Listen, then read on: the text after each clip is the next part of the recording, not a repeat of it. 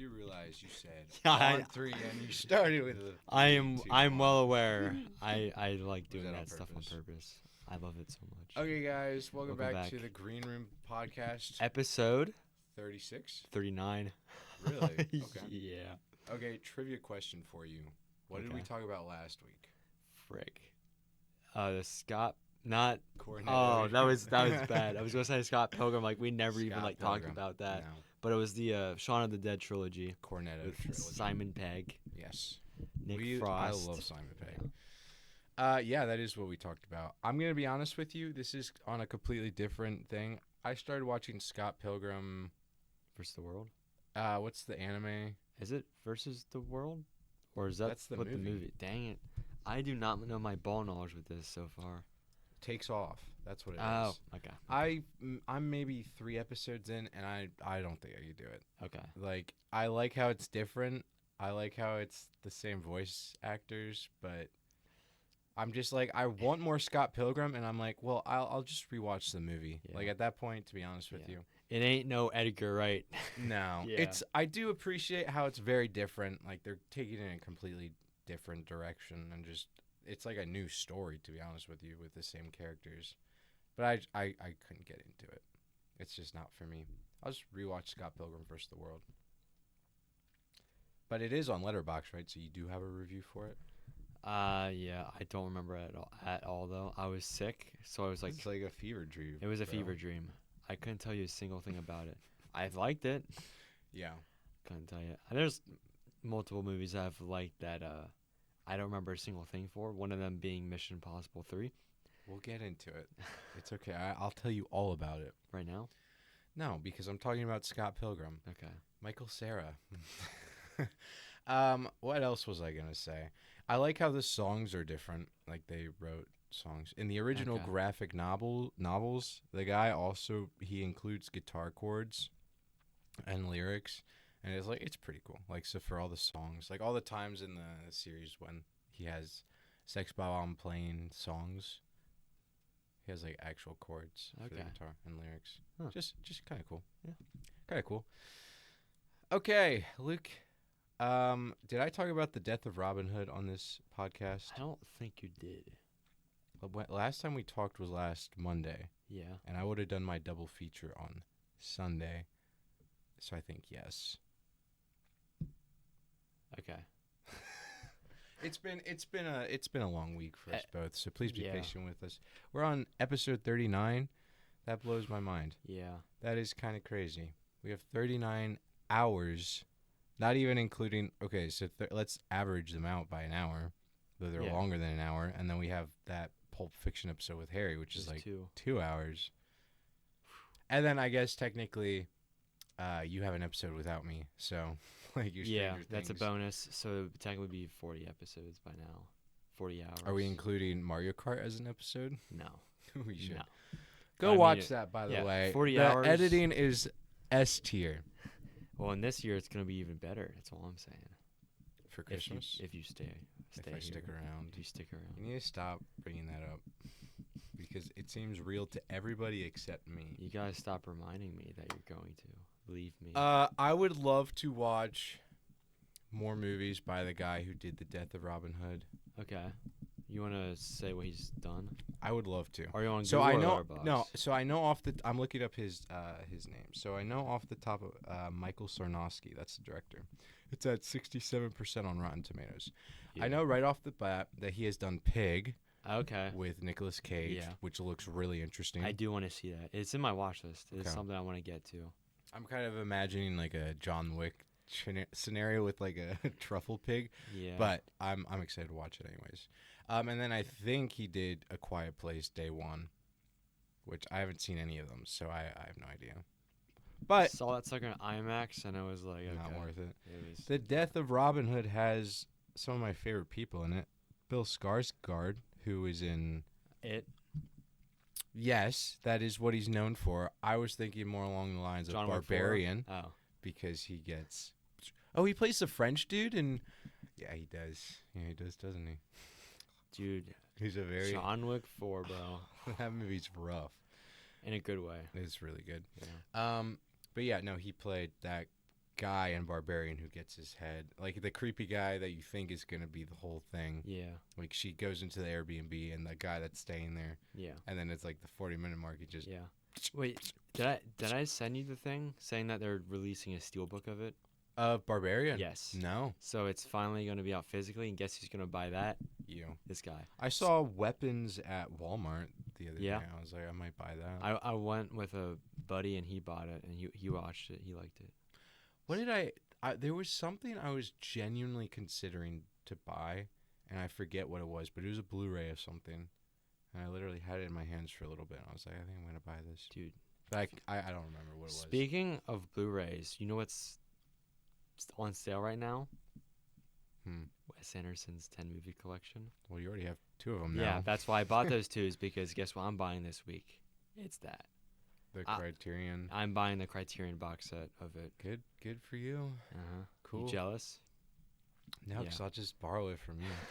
I don't even care about the movies all that much. I'll just watch Special the commentaries, features. and Yeah. like the interviews. Because and it stuff. comes with 26 hours of special features something. I think that's what it says. Yeah. Did you see the Kubrick release they're doing? I heard Of it. every single movie he's done, they're doing it. I looked it up. I think it's $700.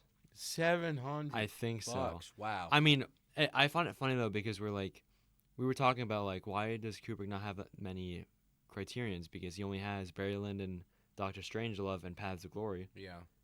and maybe his older ones that I don't really recognize that much because I haven't seen The Killing or any of those. But now it's you know what? We're just gonna do all of them at once. Okay. Yeah. 'Cause I mean, I feel like Go ahead, spend $700. I'm not buying that. You will. respectfully. I'm not. I mean, I already have all the ones that I want to watch. Right. Yeah. Because I mean, 2001 definitely deserves to be Criterion at some point. It's not Criterion. It is now in the box set. Yeah, it wasn't. Wow. Yeah, That is weird. Yeah, because it's that's. Yeah. I mean, it's so iconic. Yeah, I mean, I feel like Clockwork would even be a good one too, because that makes you think so much. I mean, I wouldn't say that The Shining should be Criterion, but I Yeah. would understand if it was, because it's just so iconic. Yeah, very. It stood the test of time. Do you think it's aged well? The Shining, Yeah. dude. Do I really have to watch it for a third time though? Because the first time I watched it, I loved it so much, just cuddled up in a blankie, watching it down here, you know. Mm-hmm. And then me and you saw on IMAX, and something, it just didn't hit. And I was. It's so confusing to talk about, but yeah. So I might have to watch it again, see how it's going. Yeah. I'm really, really sad. So I'm looking at r/film. Why is the Death of Robin Hood not showing in theaters anymore?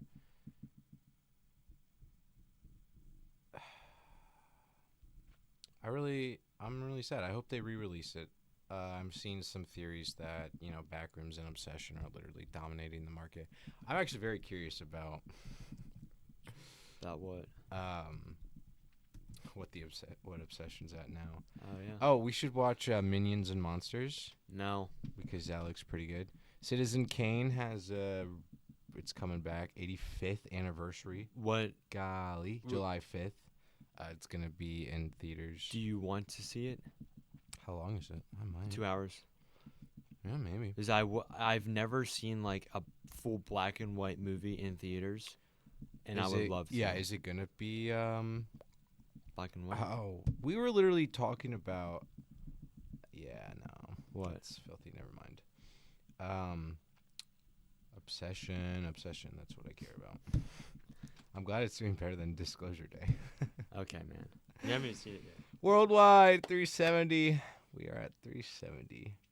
This is beautiful. It's just May 19th went up again. It looks like it's on the decline, but I could be wrong. Oh, I'm way back. Yeah. Okay. It's still raking in a good averaging of 3 million per weekend. Anyways, I really like The Death of Robin Hood. I think it is a phenomenal film to kind of just been a throw while back since we've to done old The Green Room. Yeah. The good old days. I don't want to spoil it. I guess I'll just kind of repeat what I said in my review. So it's a really good movie.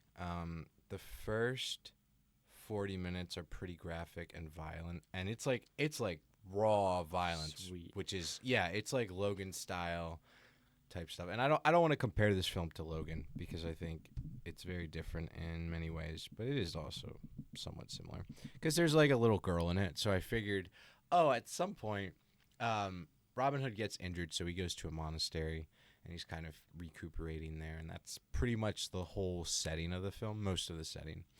And there's a little girl who he kind of saved. She's the daughter of Little John. And I was expecting at some point there to be some enemies that try to get into the monastery. And that he would just, they took the little girl. Okay, I'm locking in again. And, it's like a whole Logan thing where he's like just fighting his way. They didn't do it in that direction. Yes, this film can feel a little slow, but I think the dialogue keeps it engaging. Characters are also very interesting as well. And it's just a beautiful story of redemption. I would love to rewatch this. Also, I've been listening to the guy who does the soundtrack, and his name's Jim Getty, and he is just phenomenal. Do you know what other soundtracks he's done? No. I think this is the only soundtrack he's done. He has a couple albums. Okay. He's way underrated. He has like 23,000 listeners, and his music is just peak. He has a very strong Irish accent, so you're not going to understand the words at all. That's how you know it's going to be good. That's how you know it's going to be good. Okay. That's my little spiel about the death of Robin Hood. Can we hear your spiel of Obsession? MI3? I'm going to go in order. What have you seen? You watched some bangers. You watched some movies that I've never heard of, and you were like, I'm bawling my eyes out. I'm like, why do you do this to yourself? I don't think I think everything I watched was a complete banger in every single way. And I was living the dream. Mm-hmm. Mm-hmm. Of course, I don't have like service at the moment for some reason. Real. I don't know if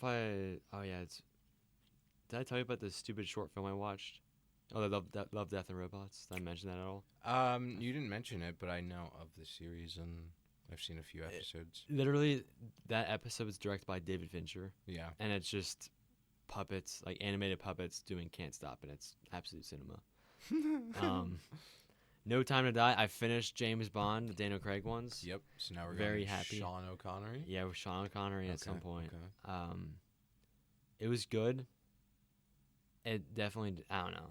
They all kind of like intermix at some point, but like a good finale. Was there a conscious choice? Like, why did you choose to watch the more recent ones as opposed to starting with the older ones and working your way down? Because I heard Casino Royale was amazing, and that was like your least favorite one, though, wasn't it?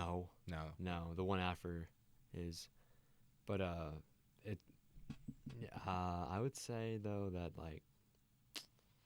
Oh, it's because when I bought the 50 lot of Blu-rays, it came with 2 of them. So I was like, okay. My computer or your computer? It's mine. Because mine doesn't run good. Or is it yours? It's mine. Dude, are you like running like Red Dead? I'm not running anything. No, this is the sound it makes when I'm running Red Dead, though.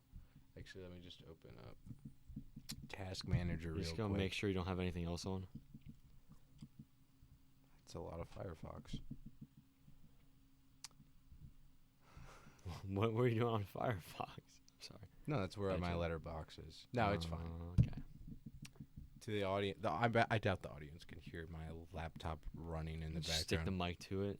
But yeah, listen to this. I didn't mean to interrupt. Continue. Yeah. Yeah. It was great. And then I was trying to knock stuff out of my watch list.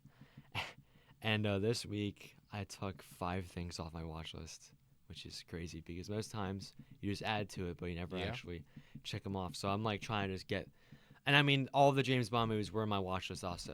Mm-hmm. Well, the Daniel Craig ones. So I also don't time. Okay, 6. I mean, I'll just say right now, I completed a movie off of your watch list that you made for me. So, hey, kudos to me. That is ironically what this episode is about, which we haven't even mentioned, but. I do think that we should do an episode of you telling me to watch like 3 movies and I tell you to watch 3 movies, like regardless.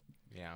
Like now, like serious. I'm not gonna be So like, yo, watch my- Scary Movie 5. Well, my 3 recommendations would probably be 50 Shades of Grey, 50 Shades of Black, and 50 Shades of White. You don't even know the I title. don't even know the titles. You don't even know the title is so you're Okay, this you're joke, innocent. actually, you're right. So I would say, realistically, Joker 2. Joker 2. Um, Joker 2. Animal Farm. I would make you watch that.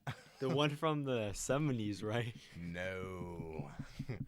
No. And then I'd probably just put Obsession on there for good measure. All right. Oh. I'm trying to think of, like, what were old school, like, Veggie Tales. Like, I would tell you probably to watch the Jonah. I've seen that. Yeah. I have. My parents have that. Mm-hmm. What would be, like, 5 hours? Dude, don't do that to me. Yeah. Oh, we still gotta. You gotta watch the Napoleon movie, the silent film. Oh, I thought you meant Not like, Ridley Scott. I thought you No, meant no, Ridley no, no, Scott no, for a no. second. No, no. No, I oh, The old one from 1920s or whenever. yeah, 20s. Yeah, I mean, I think we still should do that at some point because I think that'd be fun. I'd be down. Yeah, But I think we should get back on topic. yeah. So I keep interrupting you. Tell me about the movies you watched. So I watched Dear Zachary, a letter to his son about his father. Right off the bat, I'm going to tell you right now, I'm not watching that. Why? That's you- too sad. I'm not. It's too sad, but dude, it makes you want to be a good father. Let me tell you, it makes you want to be a good person. You want people to have good memories of you when you're gone, Mhm. and that's what makes it beautiful. Is like, I agree. could someone do this about me? Mm-hmm. Love that fact. Mm-hmm. Gleason.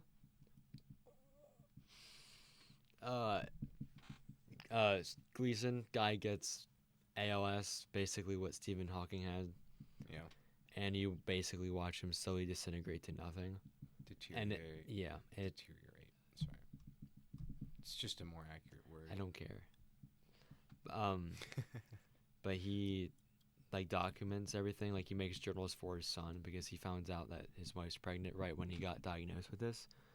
So it's like video journals of him being like, "Hey son, you know this and that," and then like there's a video of him like you can already way noticeably see that he has ALS. Like he can't run. Like he does weird movements. He talks a little weird, Mm-hmm. and it's like him holding his son. He's like, "This is our first diary together." It's like, oh, and then you like watch him not be able to talk, and then you watch him get stuck in the chair, and you see there's like a whole montage of him like doing stuff with his like kids, and like there's like a caretaker they have there, and there's a bit with like him sitting on the sofa and his caretaker's in his chair like doing donuts and stuff. It's like it was just like it was so beautiful. And You know what that sounds like?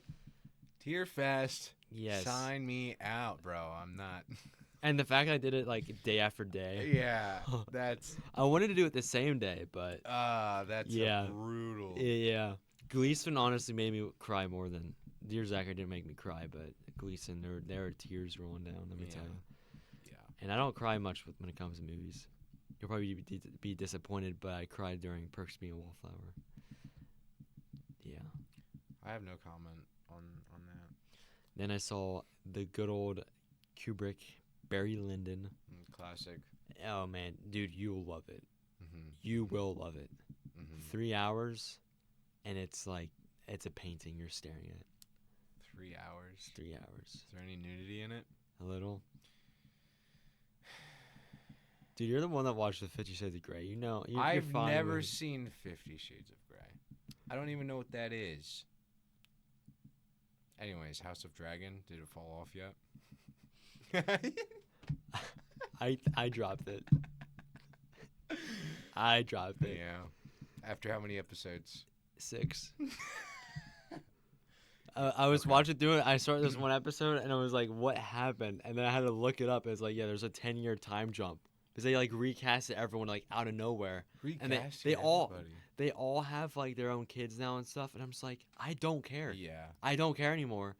And also, I don't know if you know, but Game of Thrones has its very big old parts of incest in there. Yeah. And in Game of Thrones, they did it in a way that kind of made sense with it being siblings, which is still messed up talking about this. But in House of the Dragon, it's good old uncle and niece. And I was like, hell to the gnaw. I'm not dealing with this. and it was like only for like a little bit, but like them hinting to him, like no. And season 3 is dropping right now, and I kind of just want to see how it's doing, like watch the spoilers because I don't care at this point. I'm glad I bought season 1 and not just season 1 and 2, because I would not even got to season 2, bro. Great. Yeah, because I was like literally by the end of that episode 6, I was like, you know what? It's like, do I really want to watch another episode of this? I haven't touched it since. So your friend is right. Yeah. Good for you. Then I rewatched Get Out with Ian. I saw that, dude. I read his review, your cousin's review for Nope, and I was like, yeah, golly, yeah. Am I the one in the wrong? Because my one other buddy, he hated it too, and I was like, am I in the wrong? No, and then it's like it's literally my top 4. Like, yeah. Did he watch it with you? No. Well, so I saw him watch that, and I told him, I was like, yo, I want to put you on the pod. Let's talk about it. So I think that would be very interesting because I think it's one of the best. You also saw that in IMAX, right? I know, just in theater. Okay. Yeah. Well, I still think that's a different experience than if. I've seen it 4 times, though. That's it? Those are like movies I hate. I watched 3 times. Like what? I'm just kidding. That's what I thought. I'm not rewatching Perks of Being a Wallflower. But I mean, please, like, that's the please. minimum. No, I won't do that to And you. I don't even bring on this show how many movies I restart and rewatch and like just don't finish. Like I was literally watching Baby Driver last night. It's like I didn't even finish it, so I didn't log it. But it's like, yeah. Anyways, no, but you watched Get Out? Yeah, because I was like, we were trying to figure out what to watch, and I was just like, you know what? Let's just do Get Out. Mm-hmm. Let's show you what Peele is all about, you know. Because he was saying some stuff about Nope, and I'm like, you don't understand. Just it's how he is, you know. Were you debating for a little bit, like, should I do Us or Get Out? Or were you like, this guy's going to like... A little bit. I mean, because I was just like, let's just do Get Out because it's his first movie. Yeah. And Us is a lot scarier. And usually when me and him do movie nights, it's with another cousin. Mm. And we always watch something scary because it's just funny. So I'm like, we should just wait to watch Us until he's there. Yeah. So I'm very looking forward to that. I hope that happens soon. It was fun. And... yeah, because he's like, I think I'm going to rewatch Nope. Then I'm like, just give it a couple months, though, because watching a movie you hate and then, like, coming back to it, like, a week later to try finding something different, it's like, you probably aren't, respectfully. I mean, I did with The World's End. You did? Oh, well, I watched slept. Yeah, I slept through it. I hated it, and then I, like, actually watched it. I started that one again, too. And I think my favorite line is, like, Sam eventually left us, but that was okay because I had a date with Amber. As he's like just drinking beer. Good stuff. Good stuff. Yeah. I love Simon Pegg. Who doesn't? Which leads me into Mission Impossible 3. Let's get into it. Actually, before that. I just find it funny. People like are like, oh, I want to listen to what they're going to talk about with Rope, and then it's like we're 20 minutes. I love Rope. It's like I love this movie. We'll get there. It's like Jojo Rabbit. I've seen that, and it's like, I was looking at our Spotify podcast. So you say Spotify puts in all the chapters, like they auto-generate them? Yeah.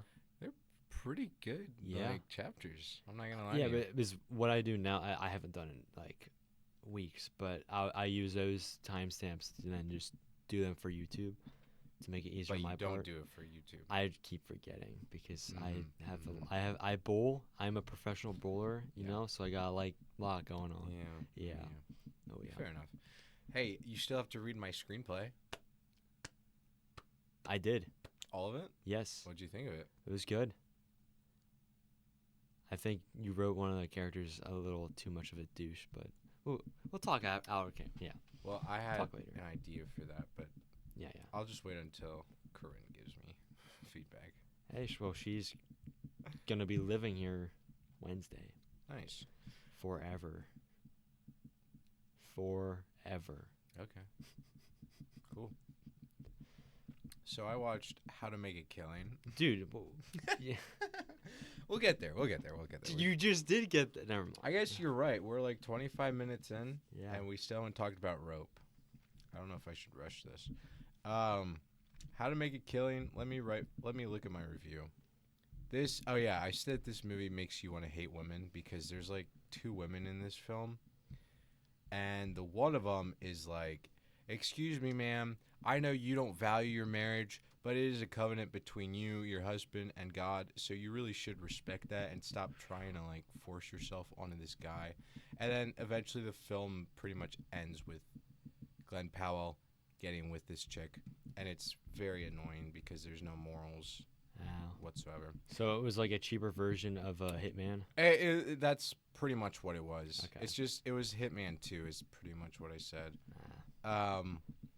But Hitman was great ending because she had like the girl in the jean, like she just had like she was just wearing the jean dress thing, and I was like, that's the 10 out of 10. overalls. It might. You keep saying jean. You said jean dress with. You said that. You said that in the Babylon episode. I don't know what episode. Overalls. Jean so dress. Right. I'm so wrong. I wonder how many times you said that no one's corrected you. It's like, yeah, she's wearing a jean dress. Wearing a jean dress. Okay, that is funny. A little bit. Dude, my laptop, it might be your Wi-Fi, but it's probably not. I saw Shaun of the Dead again. Oh, I actually watched last night in Soho with my sisters. What do they think of it? It was good. Skipped some parts, obviously. Yeah. I think they were very much impressed with it. And it's so funny because, like, I have these Blu-rays. I get them from the library. Yeah. And I'm just, like, always like, oh, yeah, this movie is by the same director who did Shaun of the Dead and Baby Driver. And, like, I've watched that with both of them. It's just kind of funny.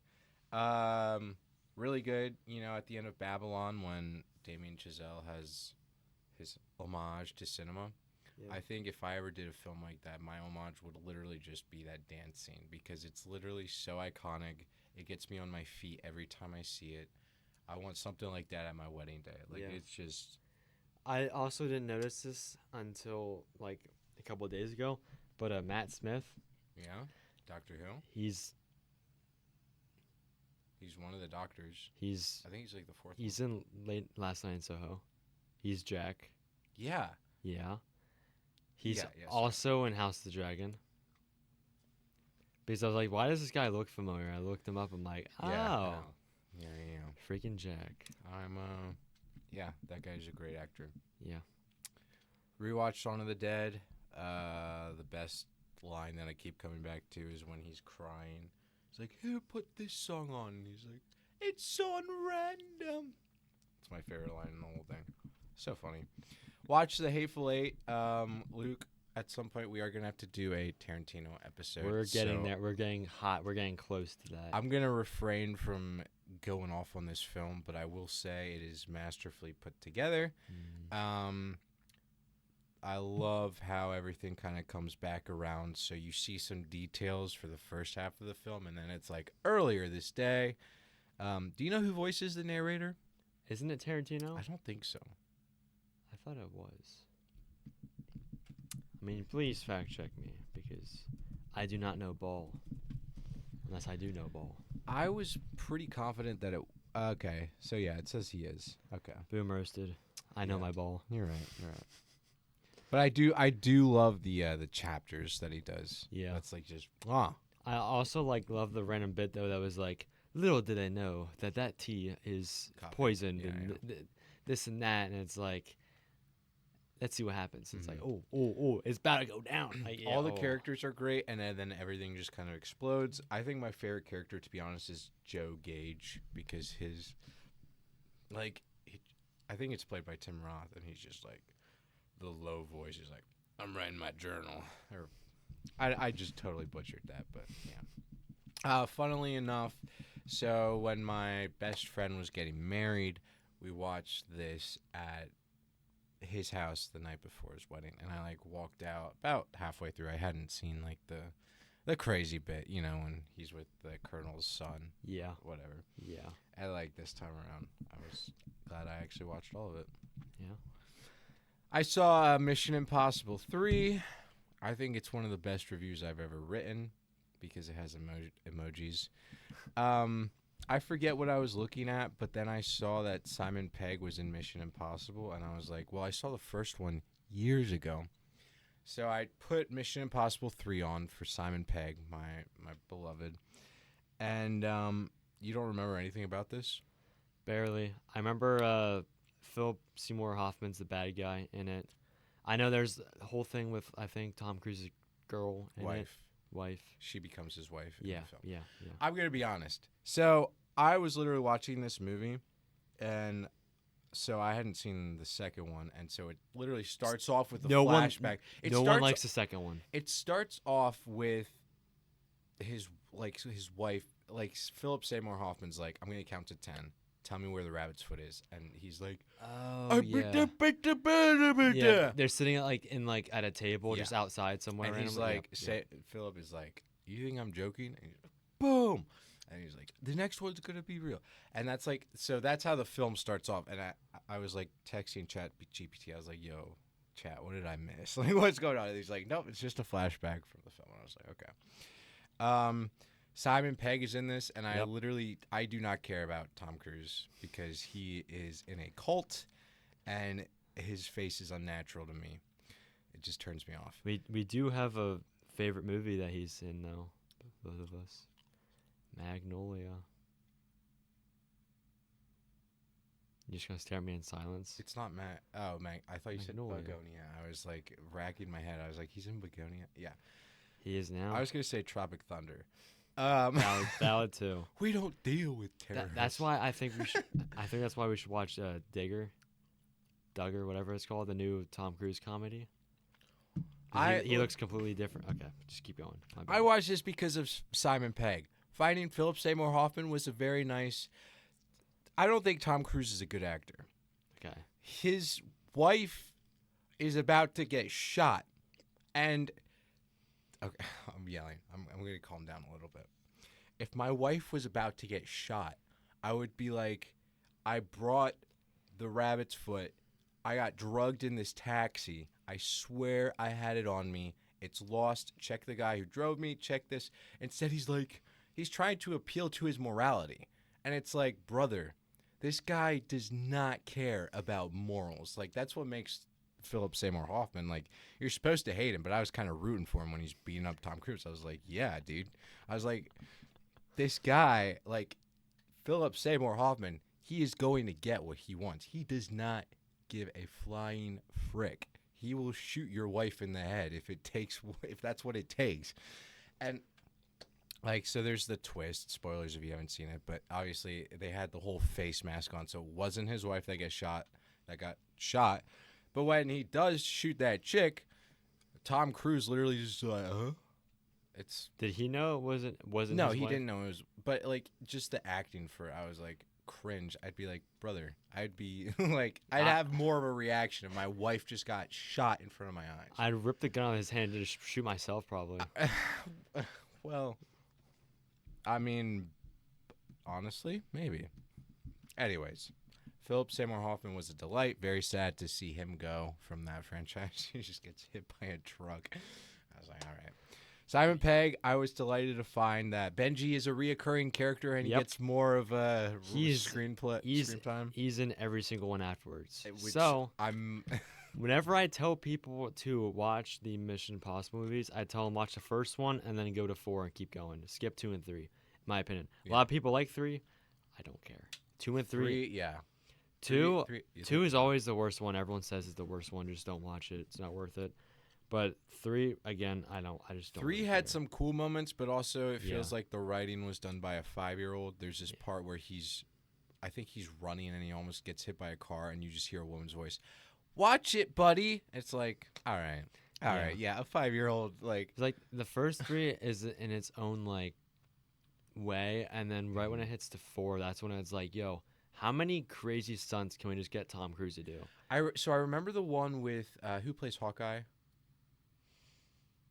I know. Jeremy Renner. Yeah. So I've seen the one with him. Yeah. And that one was pretty cool. I feel like that's either 4 or 5. I forget which one. That might Rogue. I don't think it's Rogue Nation. Okay. Then it would be Ghost Protocol.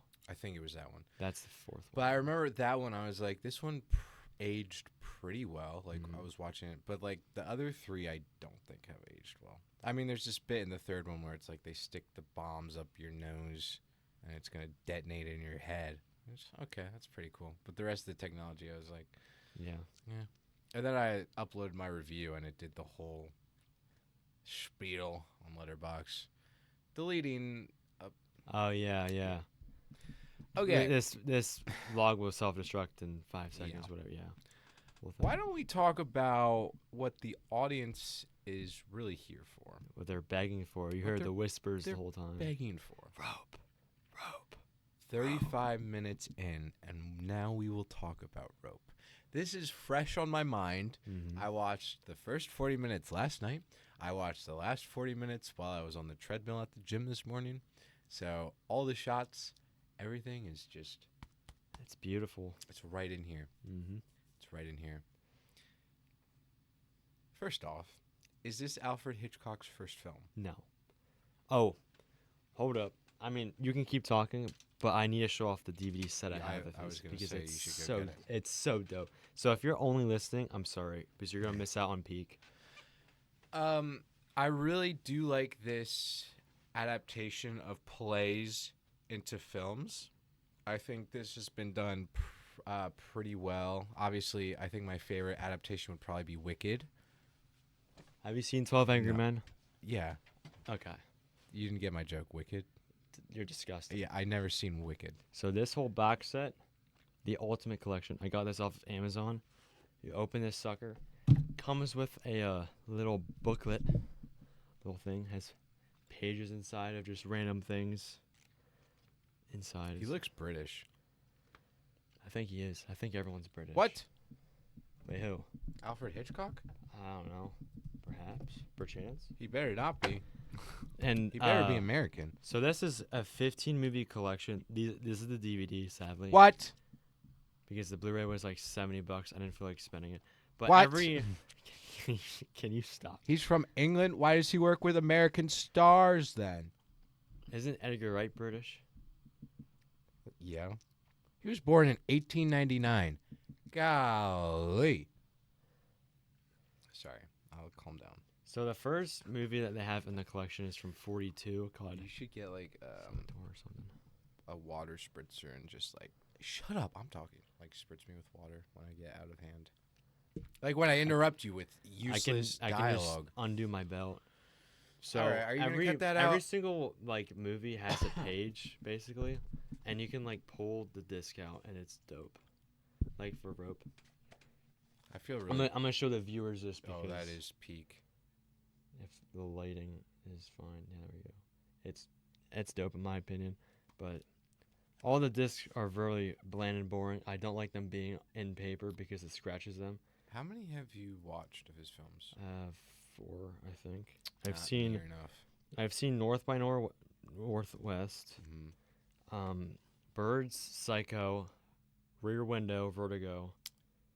Rear Window is a good one. Has Jimmy Stewart in again. Mhm. His But name's yeah, a James lot of these Stewart. I still haven't seen. I would definitely be interested in. Well, I won't say that.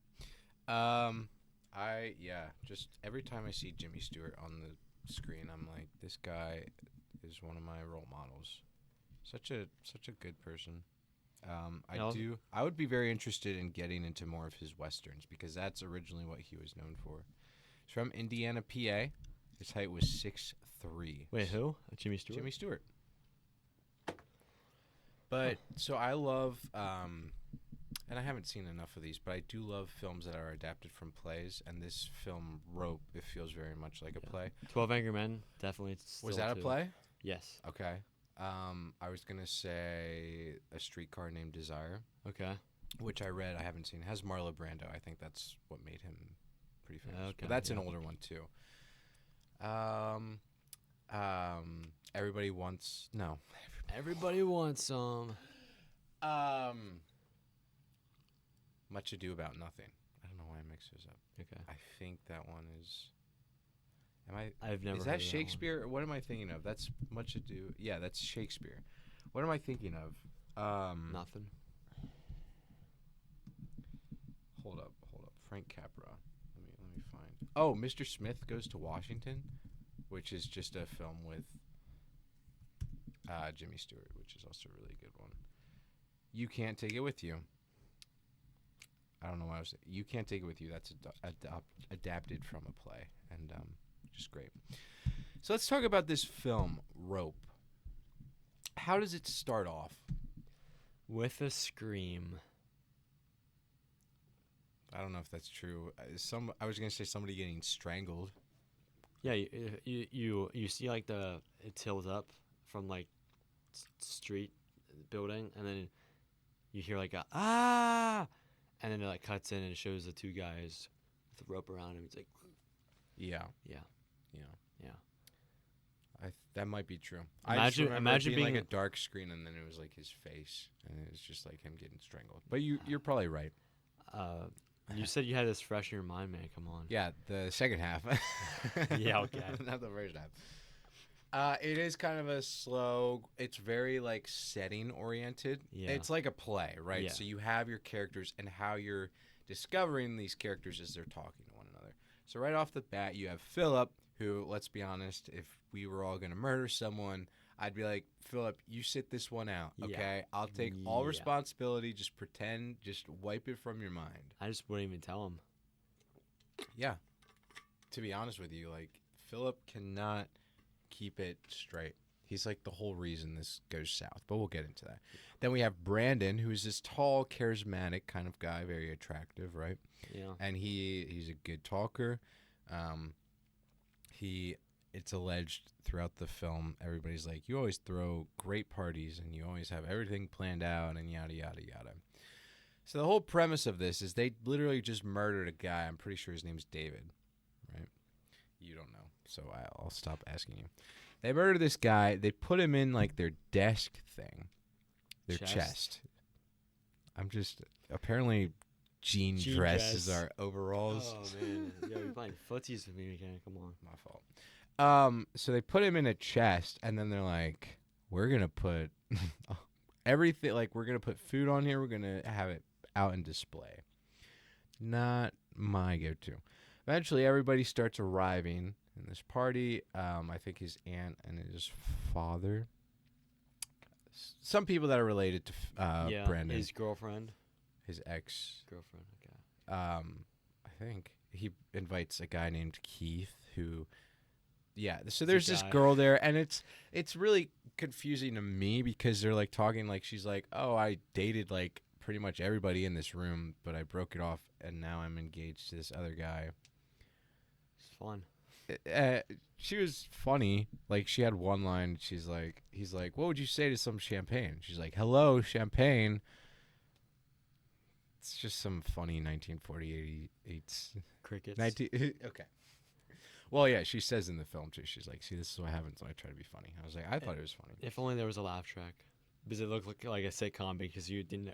There you actually never saw the window you're looking. There are so many long shots in this. Yes, I had to keep I being loved it. like, okay, this is not just one big long shot, but it was like I was trying to keep track of where they cut it, and it was difficult to do. Yeah, because they did like the close-ups, like where they like go to Yes. someone's shoulder. They So cut that's it there. something I want to talk about too, because the angling of this camera is just peak, and we will get into that. Is this your first Hitchcock movie? Have you not seen anything else by him? No. Wow, we're gonna have to keep going. I got Psycho. And this is a short one too. It's only 80 minutes. Yeah. So definitely for the people that want to get into older movies, Rope is definitely a good. Rope, 12 Angry Men, they 12 correlate Angry a lot. Men I'd is say. peak, to be honest. Sorry, I keep touching you. I actually watched that one in high school. I think I told you. The old one, not the new one. Well, I heard the new one is actually pretty good too. I haven't seen it. But there's a bunch of characters. They all are having a party. They're getting some drinks. They got the old maid there. She's just kind of whatever. They have a conversation where they start talking about morals. They say, morals are good for the average everyday man, but few people like Brandon and Mr. Rupert, we are above such morals, so we should be able to kill whoever we want. This conversation goes on for a little bit.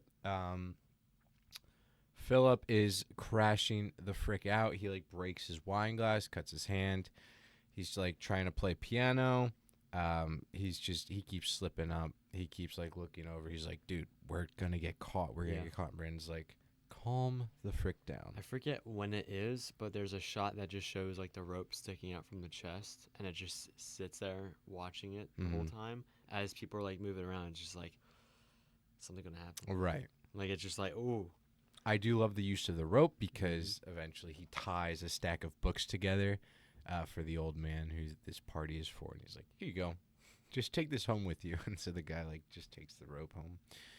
I think I could be remembering that. I think wrong. that sounds right.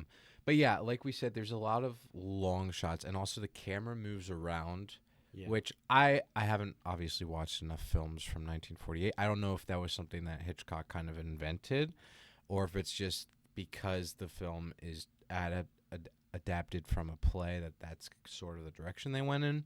I would be curious in looking at how cinematography was done back in the 40s and see what kind of styles. Yeah. Because I mean, obviously you have your shots, but I don't know how often those shots are moving. You know, the classic Wes Anderson drive-by. So yeah, this film, lots of dialogue, lots of characters going back and forth, lots of evolution, I'd say, with the props too. You have your drinks out there, but you also have the books, which is a pretty big part. You have a whole apartment, so it's really well done, in which most of the cast will either be in another room, because the whole film does take place in the guy's apartment. I also love there's a high-rise, like a window overlooking, I assume, New York, and it's really fun to see, near the ending especially, just the sun setting and the sky darkening, and then eventually you see, like, cop colors, I think. I could be You see like flashing red. Yeah. And I think this is very different because was that film originally in color? Yeah. Okay. I mean, I'm pretty sure. I mean, when was... Well, It's a Wonderful Life was 46, and that's not in color. Yeah. Was that a Frank Capra choice? Was that... We should really do a deep dive into the history of cinema. Yeah, it was. I mean, the first movie that had color was from, like, 37. 36 or 37. Yeah. Sorry. We're Bad jokes. We're gonna be like 80, and we're gonna still be doing that. We're gonna hit 67, but like every day we wake up like, yo, guess how old we are? Oh, we're 67. Yeah, that'll be the day. We'll be cooked. What else about this movie? I had there's some really just cool camera work that is done. There's a close up of Brandon's back, which is so random, but it's like the camera zooms into his suit and his back, and I was like, oh, is this where they're cutting it? Yeah. There's another one where you have like the murder POV, which was pretty crazy. It was when Rupert, Jimmy Stewart's character, he's like, I bet I'd have him up here, and then I'd do all this and this and this, and I'd sit him right in this chair, and then he'd be doing this, and then I'd probably... It was like a murder POV, like the camera was moving. There's this scene near the ending, which the ending we'll definitely have to talk about. But he's crashing out on them because he figured out that they killed him. He opens the chest. He's like, okay, I need to killed my boy. It wasn't You massacred my boy. Oh. Yeah. Is that a Godfather reference? Yes, sir. Nice.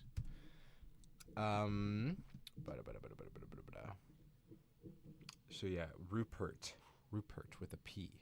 It's not Rupert, it's Rupert. I don't think there's any Ruberts with a B. I think it's always Rupert? with a P.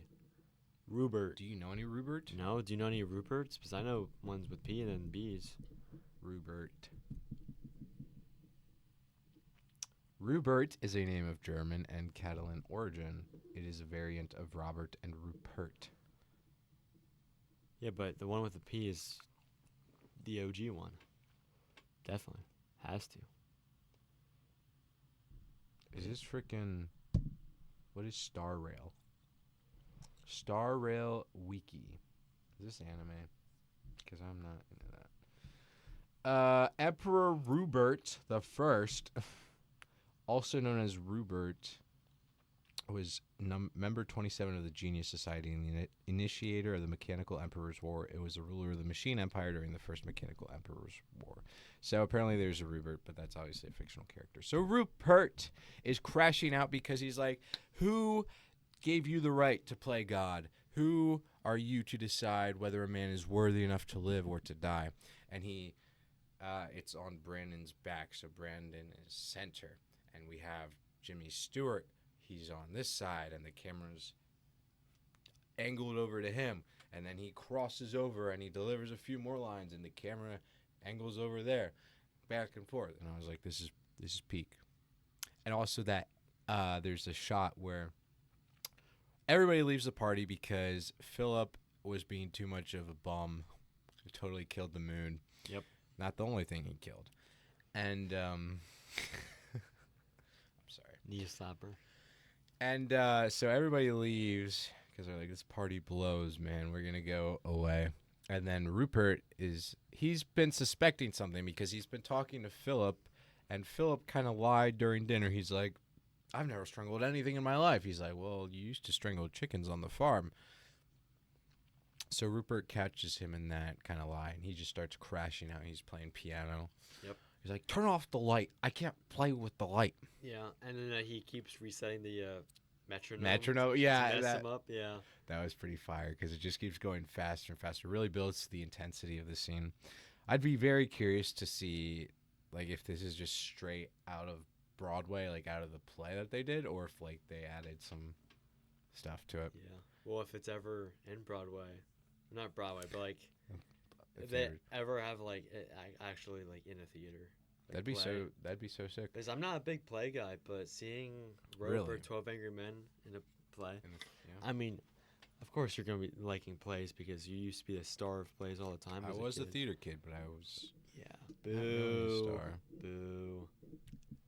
You're just jealous because you didn't have the swag. You're right.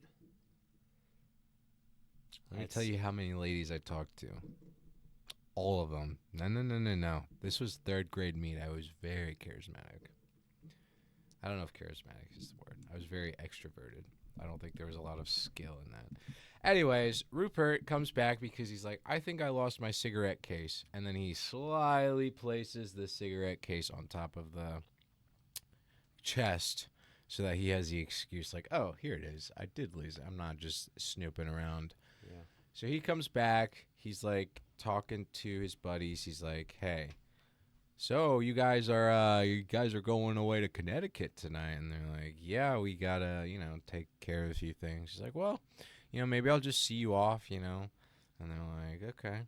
Before Rupert comes back up, he calls them. Before he comes back up, Brandon gets a gun. He gets a revolver, and that shot is beautiful cinematic because you see the cartridges in it. And Philip's like, it's not loaded, is it? It's not loaded. And he's like, nope. And you could see very clearly, like, yes, it is very loaded. And so he has in his pocket a very small gun. And the gun is pretty important. Rupert notices. He's like, hey, man, why do you have that gun? He's like, this? Oh, we're going to Connecticut. There's some burglars up in the cabin where we're staying. He's like, anyways, Rupert finds the dead body. He crashes out. Him and I believe Philip struggle over the gun for a little bit.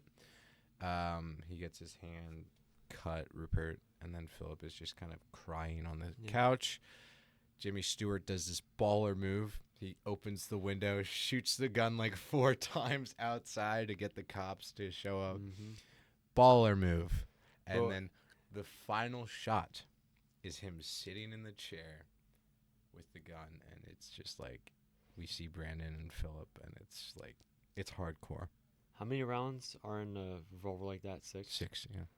So there's a misfire when they were fighting with the gun, and then he shot the gun, 3, 4 times? I don't think it was 4 times. I think it was, three. Either 2 or 3. But, I mean, that means that there's still... Yeah, he's still ready to stop him if they're going to leave. Yeah, there's still 2 rounds in there, 1 for each, and then finish off. And I'm like, he literally purposely This was guy, like, 1, 2, 3. Baller, That's enough dude. for me. I'm telling you. Jimmy Stewart, he was pretty well known for Westerns, as you probably know. But, like... That ain't his first time firing. It's saying it was first rodeo. So you said you did some research on Rope. That was it. It was just me making sure I knew ball with the... Tell me about it. What is some trivia you discovered? Because I am very curious. Dude, don't put me on the spot. Now I gotta look up trivia. I thought you... No, bro. Oh, Lucas. Lucas That's not my name. Pukas. Now you're gonna look up stuff? No. Well, I have a good website that I like to do. IMDb has trivia. Chat, that's literally what I'm pulling up. All right, let's go to the polls. Ladies and gentlemen, what would you rate this film? I like how it's very like you're supposed to very like one of the first names on the credit is Dick Hogan, who plays David. Like he literally just got strangled. Like he's Yeah. you know what I mean? Well, I was gonna say something about it's like imagine like signing up for this, like yeah, you scream. You're literally You're good. the first thing that the audience sees, and you get murdered, and then it's like that's it. Yeah. That's it. So this is off of IMDb. Since the filming times were so long, everybody on set tried their best to avoid any mistakes. At one point in the movie, during the first take scene, the camera dolly accidentally ran over and broke a cameraman's foot, but to keep filming, he was gagged and dragged off the soundstage. Another time, a woman put her glass down but misses the table. A stagehand had to rush up and catch it before the glass hit the ground. Both parts are used in the final cut. Holy That's smokes. very interesting. Do you have any special features with your Hitchcock? I think so. Hitchcock's first color movie. So this was his. Okay. I should say what the bonus features are. I'm guessing like maybe a commentary.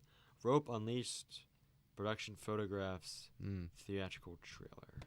There is, so I'm on IMDb as well. There's a quote. Mrs. Atwater says, "Do you know when I was a girl, I used to read quite a bit." Brandon says, "We all do strange things in our childhood," which was kind of funny. I did laugh out loud at that.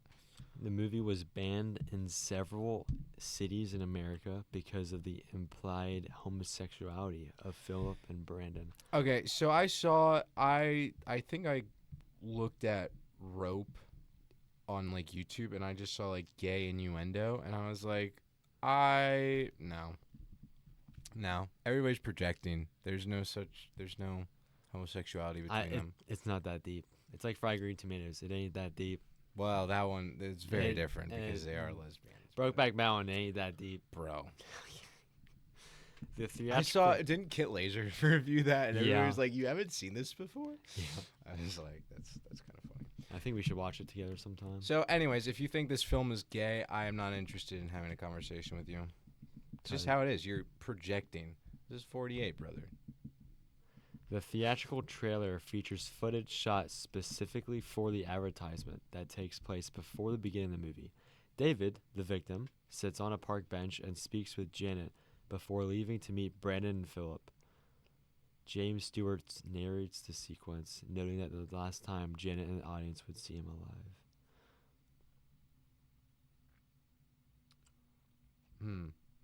That's interesting. It looks like there are several like just edits that he did, conventional edits.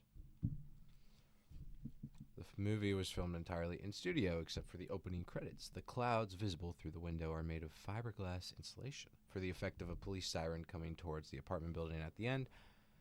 Sir Alfred Hitchcock had an ambulance come at full speed from several blocks away straight to the Warner Brothers studio, siren blaring all the way. The sounds were picked up by a microphone suspended from the studio gate. So he's a Sir Alfred Hitchcock. Okay. Do you wish to be a sir someday? No, because that's what Brits do. This movie was shot in 10 takes, ranging from 4.5 minutes to just over 10 minutes, the maximum amount of film that a camera magazine or projector reel could hold. At the end of the takes, the movie alternates between having the camera zoom into a dark object, totally blacking out the lens screen, making a conventional cut. However, the second edit, ostensibly one of the conventional ones, was clearly staged and shot to block the camera, but the all-black frames were left out of the final print.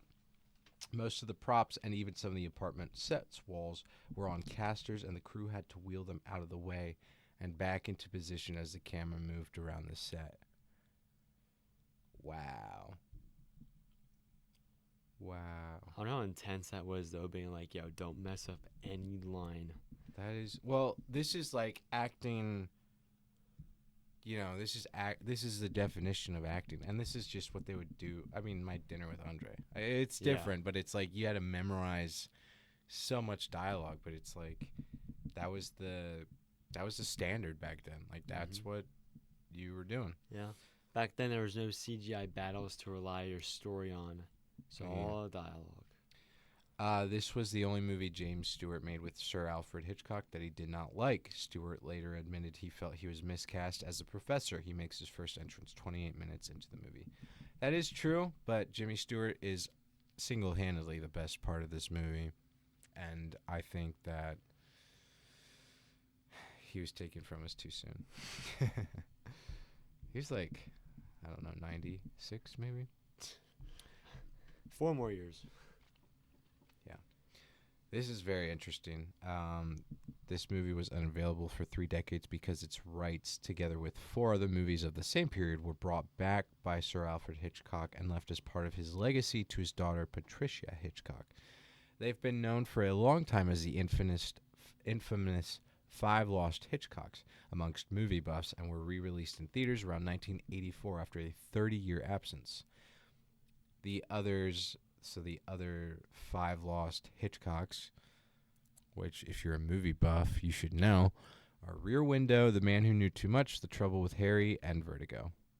All of which were in that 10-year period. So Rear Window was 1954, The Man Who Knew Too Much 1956, The Trouble with Harry 1955. That's okay. Yeah, and Vertigo was 1958. So that's 10 years from. Yeah. Vertigo, definitely one I gotta rewatch. It's interesting. I didn't care for it too much. I might just look up some westerns with Jimmy Stewart, to be honest. But I don't know how much time I'll have for film this week. Yeah. Which means we're gonna have to. a lot of books. Yeah, I got a lot of books I gotta read. We're gonna have a little meeting after our episode about what we're gonna do next week. 'Cause Reservoir Dogs. we're at the point that we are like, I don't know, man. They don't care about this. Should we wrap it up? Do you have any other trivia? I thought you were gonna do research. Did you learn anything? I learned that this movie is a movie. I could have told you that. No, you couldn't. Really fun film. If you're like me and you're like, I don't have an attention span, fear not. This film is 80 minutes long, easily doable. If you like James Stewart, highly recommend this. You just have to get through the first 28 minutes and then the rest is bliss. I think this aged pretty well. It is very much, it feels very choreographed, very intentional with everything. And it is based off of a play, so it is very dialogue driven. So if it's late at night and you're about to, fall asleep and you want a movie, you should probably put on Avengers or something with action. Yeah, something boring. But if you want something with soul and passion, something that somebody literally broke their foot making, then you should watch Rope. Or Babylon. Ben-Hur, all the horses that died. Yeah. 28. You want to do that this weekend? Ben-Hur? Just a little. Yeah, I like Christian Bale. And Morgan Freeman. I do have that version, sadly. Shame. Yeah, it's Cool. very much a Well, shame. I think we're going to call it an episode. If you like, you could skip to this part, and I will tell you right now. Like, don't even watch the episode. Just watch this part, and I'll say, okay, we start talking about Rope at the 35-minute mark, and then just go back to the 35-minute mark. Smart. Well, you should include that. Yeah, you should do timestamps. I should. We will see you all next week. So that'll be episode 40. Yeah. Which we're going to have to do something special for. Okay. Whatever you say, man. Is there a movie that has the word 40 in it we could do? 40-Year-Old Virgin with Steve Carell. I'm sorry. Not watching that. I'm not either. Films with 40. This could be like the only one that pops up, probably. This is 40 Days and 40 Nights, the 40-year-old version. Okay. What? Hold up. It's like a to be original. It's awful. There's a movie called 40. 40 Carats, North Dallas 40, Adventures of Ali Baba and the 40 Thieves. What if we watched 40 movies and reviewed them? What? 40 movies in 1 week? How about I watch 20, you watch 20? Oh, yeah, okay. That would literally be... More than 2 a day. You're not wrong.